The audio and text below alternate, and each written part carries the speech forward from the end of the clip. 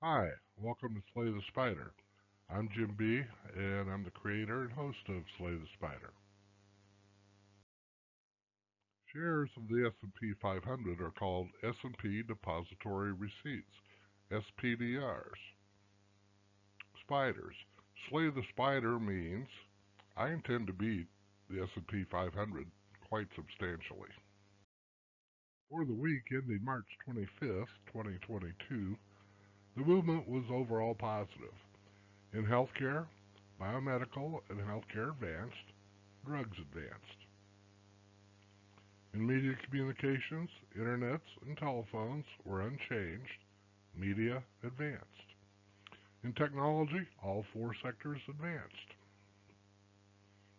In consumer discretionary, autos and retail were unchanged, gaming and restaurants declined, leisure advanced slightly, household products were unchanged. In the financials, banks, insurance, and finance advanced. Savings and loans, real estate were unchanged. Wall Street advanced. In the industrials, on the bull side, metals, steel, and machinery tools advanced. Building products declined. On the bear side, waste and aero defense were unchanged. Chemicals advanced and crossed to the bull side. In the others group, on the bull side, transports, electric utilities, and oil services advanced. Precious metals were unchanged. Gas utilities, forest products, and business products all advanced. On the bear side, oil, textiles, food, and protection and safety advanced. For the week ending March 25th, 10 sectors were unchanged, 23 sectors advanced, and 7 sectors declined. 0 crossed to the bear side, 1 chemicals crossed to the bull side. There's now 23 sectors on the bull side and 17 on the bear side. Overall, the market score has gone from 40 to 45.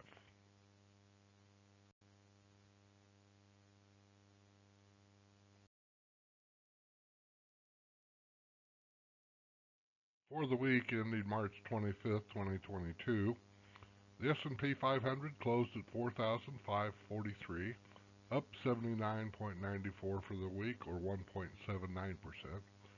The Dow Jones Industrial Average closed at 34,861, up 106 points, or 0.2%.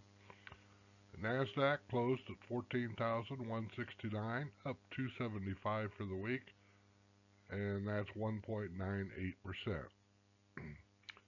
This week, 167 stocks went from sell signals to buy signals. There were 11 new listings. There are now 43% of stocks on buy signals and 57% on sell signals. Overall, our market score changed from a bear side 40 to a bull side 45.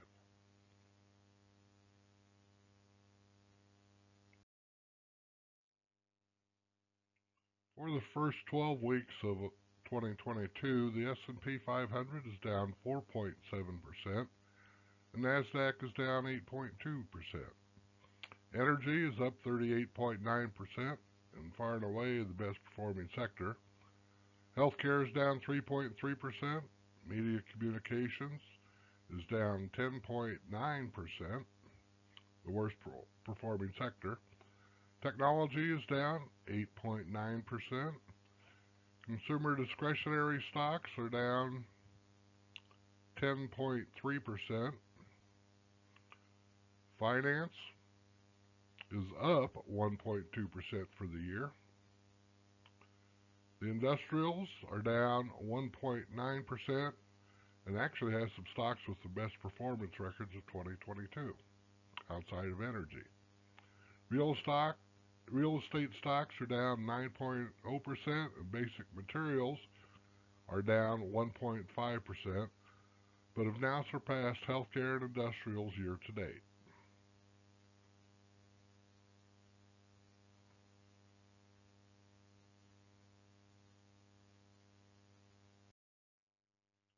For the week, the S&P 500 was up 1.79%, and Nasdaq was up 1.98%. Energy was up 6.6% for the week.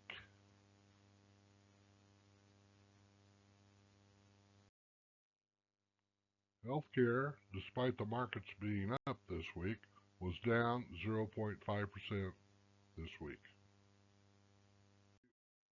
Media communication stocks were up 1.4% this week, underperforming both the S&P 500 and Nasdaq.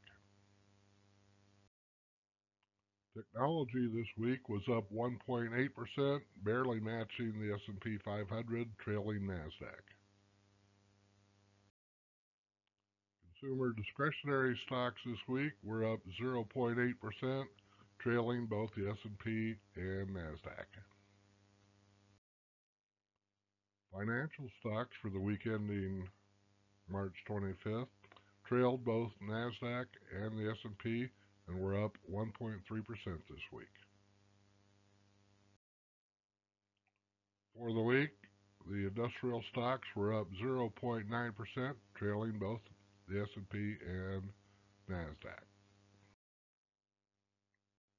Real estate stocks lagged the market substantially, down 0.2% this week compared to the S&P up 1.8% and Nasdaq up 2%. I don't usually include basic material stocks in my analysis work because the sector is usually out of favor when the empty nesters are in control of the markets. However, with inflation moving up the way it has, I've included basic materials, which were up 3.7% this week, and were the only sector that was substantially outperforming the S&P and Nasdaq. And that was primarily due to prices in aluminum, crude oil, and steel.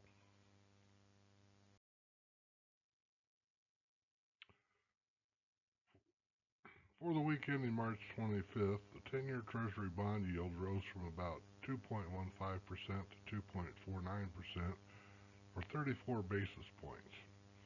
The Russia-Ukraine situation seems less severe due to the Russians' lack of success, and the bond market is now worrying more about inflation. There are well over 10 million homes in the U.S. financed using floating interest rates that adjust over time based on 10-year Treasury yields. A 34 basis point rise on a $300,000 mortgage would raise the monthly payment by about $52.31. If they experienced a 3% rise over the next couple of years, it would mean an increase of $506 per month, rising about 50% from $11.31 a month to $16.38 a month. There would obviously be a lot of pain as a result, and likely lots of foreclosures. Subscriptions are available for $12 a month on an annual contract or $15 a month on a month-to-month contract. I've been producing the Slay the Spider Circle since 1998 and using it to manage private client assets. I've been nearly completely out of stocks for the past year. My portfolio performance is now well ahead of the S&P 500 and Nasdaq indices since I went into cash. That's the total idea behind Slay the Spider. Outperform the indexes in both up and down markets. Now is an excellent example of cash beating the market substantially. I'm looking forward to buying many of the stocks I owned previously at prices well below what I sold them for last year. I will then own more shares going forward, in some cases twice as many. Sure, there were a few stocks I wish I had kept, but in total, I'm more than happy avoiding this bear market.